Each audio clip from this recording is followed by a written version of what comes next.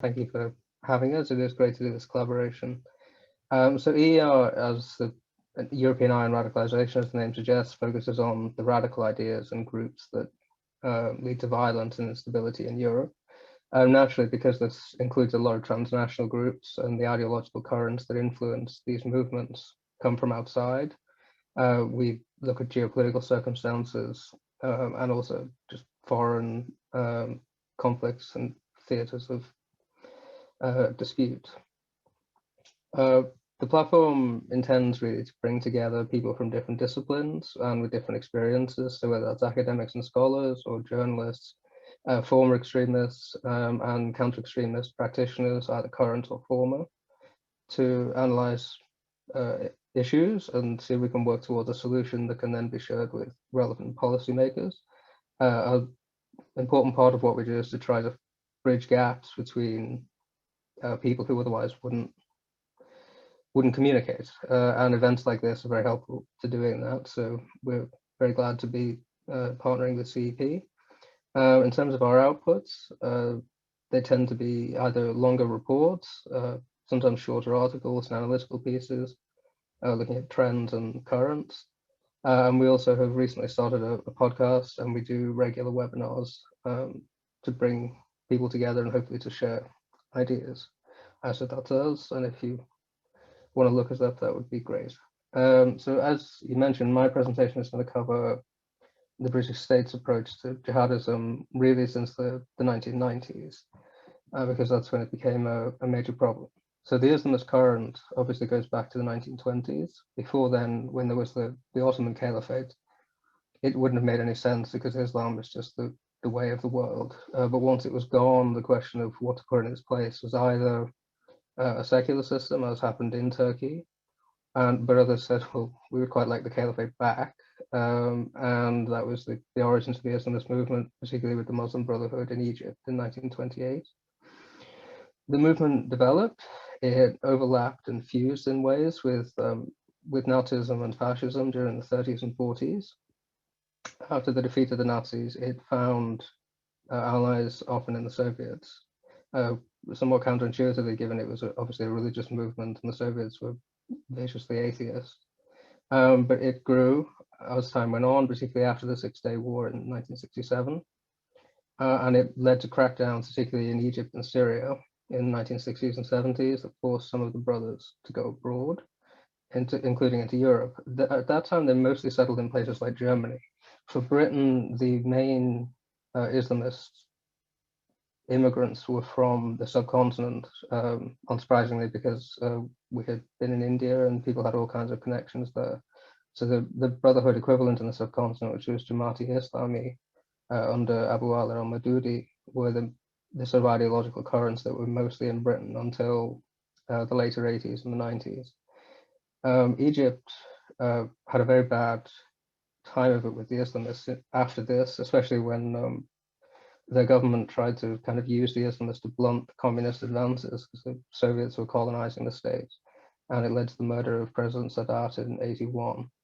But the two big events that really shaped the current Islamist movement are the Iranian Revolution in 1979, with the Shah's government depose the most powerful and openly loyal Western ally. It seemed that if it could happen in Iran, it could happen anywhere. And then a few months later, the Soviet invasion of Afghanistan and the occupation that lasted until 1989. And it was in occupied Afghanistan that Al-Qaeda formed, which really brings together the Jihadi Salafi movement, which is an evolution out of the original Brotherhood style of Islamism.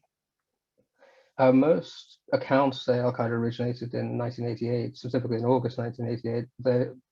This relies on a series of minutes from meetings in that month. What they actually show is an organization that already existed, and it traces back to late 1986 when bin Laden set up a camp, basically a military camp called the Lion's Den of Supporters, which is often just called the military base, or Al-Qaeda al-Askariya, which is the origins of the name. At that time, in terms of the financing, it was basically bin Laden's private fortune. But when Al-Qaeda or something approaching what would be Al-Qaeda, a kind of special forces, in the spring of 1987, fought a battle which is very famous in jihadist historiography at Jaji. It was more like a skirmish with the Red Army, but it became a very big event, and it drew in a lot of Arab volunteers and, crucially, a lot of Arab donors to the Islamist cause. And from as the Soviet war wound down, Al-Qaeda began to look further afield. In the early 90s, the first attack was actually on US troops in Yemen in 92 as they tried to deploy to alleviate the famine in Somalia. And in that same period, bin Laden moved to Sudan, which gave him easier access to the Middle East and North Africa. And Al-Qaeda began its long relationship with the Iranian Revolution, the current government of Iran, including by sending Al-Qaeda jihadists to Lebanon to be trained by Hezbollah, which is the Lebanese division of the Islamic Revolutionary Guard Corps. So after 9/11, the narrative commonly was that Al-Qaeda divided the world between the far enemy, which is the West, specifically the US, and the near enemy, which is the local regimes. And its program was to attack the far enemy in order to drive the US out of the region, which would leave these regimes, which Al-Qaeda regarded as basically proxies or clients or colonies of the US, undefended, and that would lead to Islamist revolutions. It's true to an extent, but it is overstated. Al-Qaeda always had an eye on the local surroundings, and at least by the 9/11 Commission's estimate, maybe 20,000 jihadists were trained for insurgency during the 1990s, and they appeared in places like Egypt, which had to fight another round with the Islamists. There was a very infamous massacre at Luxor in 97, but that was part of it. Egypt did eventually prevail. Also in Chechnya, in Bosnia, which is very important for how Al-Qaeda would develop later on, and relevant to our purposes today in Algeria. So Algeria had been a Soviet model government and a Soviet aligned government during the Cold War. After the Soviet Union was gone, it tried to chart another path and thought it would hold elections. It became clear they were going to lose the elections to an Islamist party called the Islamic Salvation Front, or the FIS. So they cancelled the elections and tried to just suppress the FIS. That spiraled into a civil war, and they made into a group, really the only one before the Islamic State that can claim that kind of hyper-extremist tendency to declare kind of whole populations as heretics. And a terrible war began with the armed Islamic group coming to dominate the insurgency, or the GIA, and then a series of bombings in Paris in 1995 by this group changed the dynamics of the war, because previously there had been efforts to kind of mediate between the insurgents and the government, but Paris decided that the better part of wisdom was to essentially call off all of the peace diplomacy and to give the Algerian government the space to finish the job. There are a lot of questions about exactly what the GIA is and its operations, because the Algerian intelligence services very heavily infiltrated the group, and its kind of self-destructive behavior benefited the Algerian government very greatly, but we can park that as an issue. The issue was that the bombings did attract French attention, and they did kind of draw France into the Algerian war. And it was as the French were helping on the intelligence side of things and rolling up the networks in France that had been providing propaganda support and also money, of course, to the insurgency, that France started to notice that as they were shrinking the space for these jihadists within their country, a lot of them were ending up in London. And it's in this period that the French started to call London Londonistan, which is a word that has acquired other connotations since, but that was the origins of it. When a lot of these kind of jihadist refugees, if you like, from France started arriving in London, they found there were already jihadist networks there, most notoriously with Umar Othman, or Abu Qatada, who was Al-Qaeda's, he's still leading Al-Qaeda cleric. He'd been in the country since '93.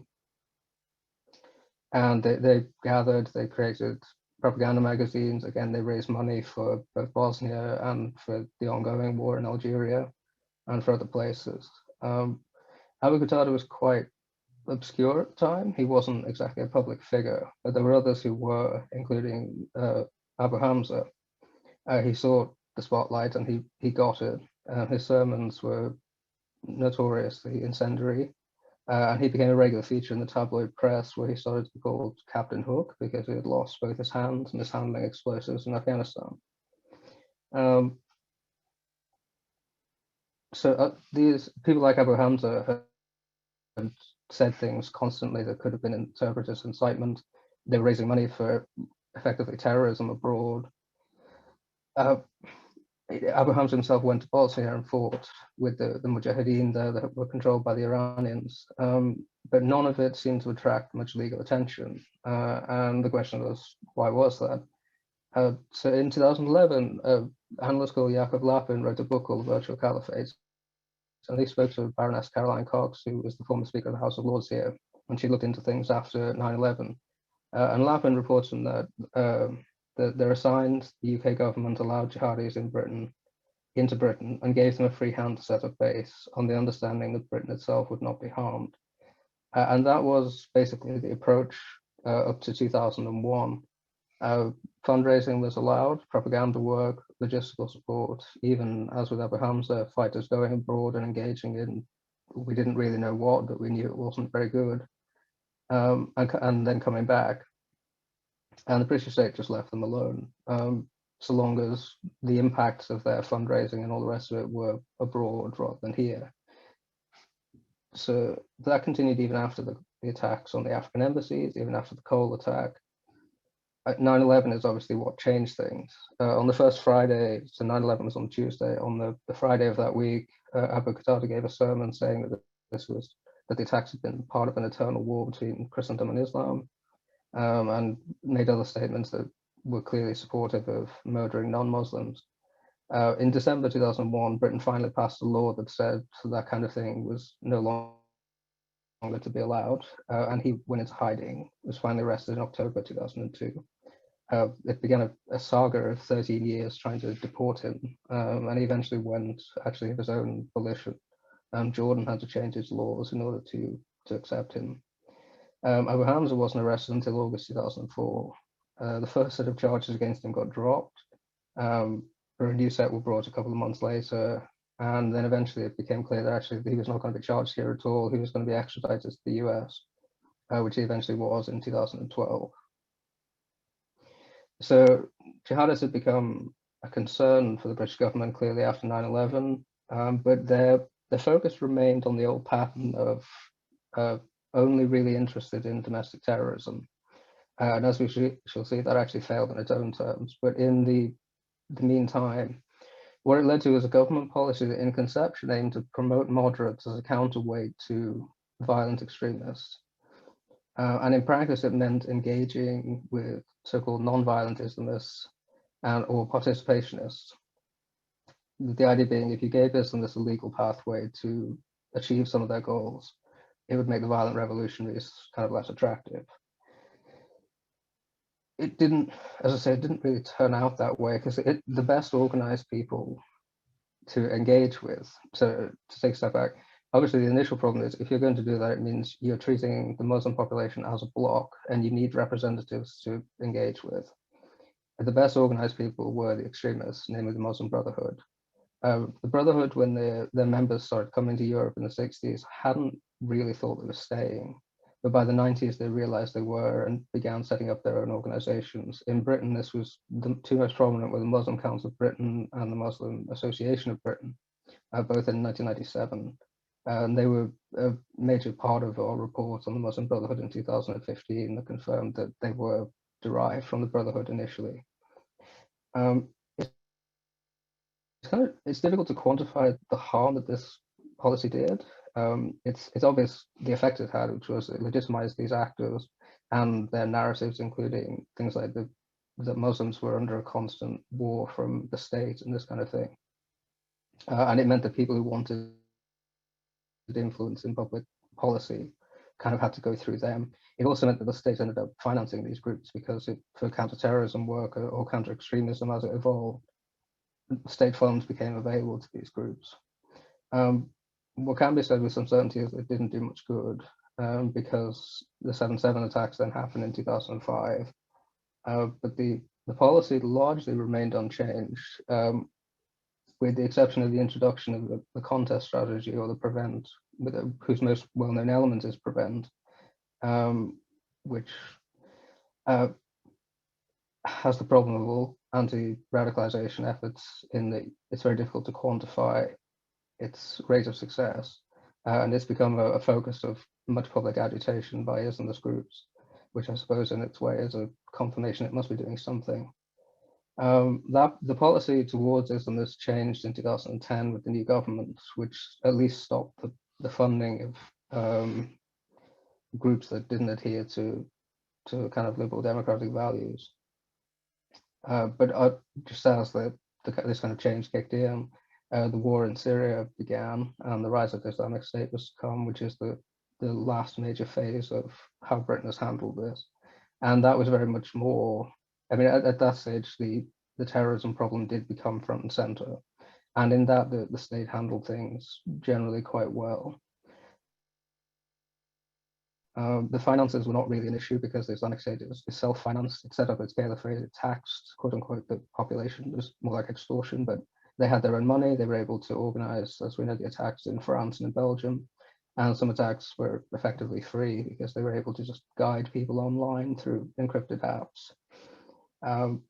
About 900 British citizens went out to join the Islamic State, and an unknown number joined Al-Qaeda and like-minded groups in fighting the Assad regime. About 400 had come back by 2019 when the caliphate was destroyed. We've had 40 prosecutions since then, so a tenth. Obviously, not all of those prosecutions ended in conviction, and basically everybody who was convicted is either now released or is just about to be. So the legal complications that we had going back to the 90s and into the 2000s have persisted. The legal system just can't. The line you were talking about, a drawing between kind of free expression and the security of the community, we haven't found a very easy way to draw that line. And because as well, a lot of crimes that these people committed were in Syria and Iraq, where there were not television screens and where witnesses are not easily accessible, there's not a lot they can be charged with really beyond membership of a terrorist organization, which has a quite minimal sentence. As I said, the intelligence side has looked better, and the intelligence services now do take an interest in these groups, and the sort of sporadic attempts to surveil and to infiltrate these groups that was going on in the 90s is now much more systematic and much more effective just in general. A lot of these attacks are stopped well short of execution. And even where they're not, the intelligence services are often close at hand because they've been surveilling the people who are engaged in them. There has been some slippage on the counter extremism side. The decision I mentioned in 2010 to turn away from the Brotherhood-derived so-called non-violent sort of interlocutors. There have been some recent contacts between those kind of groups and some MPs. It has resulted in some negative publicity and even in certain officials being sacked. So but it remains murky that happened at all. So we're not quite sure where that was going to go.